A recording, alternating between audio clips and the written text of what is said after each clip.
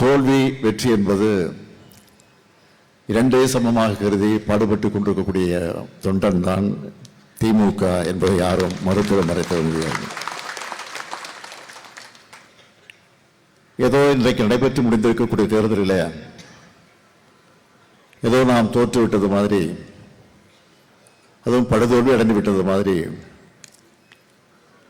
இத்தோட திமுக கதை முடிஞ்சிருச்சு அப்படி என்று கவிதை இரங்கற் பாடுவதற்கு கூட முன் வந்திருக்கிறார்கள். நம்முடைய இன எதிரிகள் அந்த சூழ்ச்சியிலே இன்றைக்கு ஈடுபட்டிருக்கிறார்கள். ஆனால் திமுக பொறுத்த வரைக்கும் எத்தனையோ தேர்தலை பார்த்திருக்கு. 1949 தொடங்கிய நம்முடைய கழகம் தொடர்ந்து 57 நடைபெற்ற தேர்தலாக இருந்தாலும் சரி, 62 நடைபெற்றிருக்கக்கூடிய தேர்தலாக இருந்தாலும் சரி, அதற்கு பிறகு 67 நடைபெற்றிருக்கக்கூடிய தேர்தலாக இருந்தாலும் சரி, 71 இப்படி தொடர்ந்து நடைபெற்றிருக்கக்கூடிய தேர்தல்களில் பல வெற்றிகளை கண்டதுண்டு, பல தோல்விகளையும் நாம் சந்தித்திருக்கிறோம்.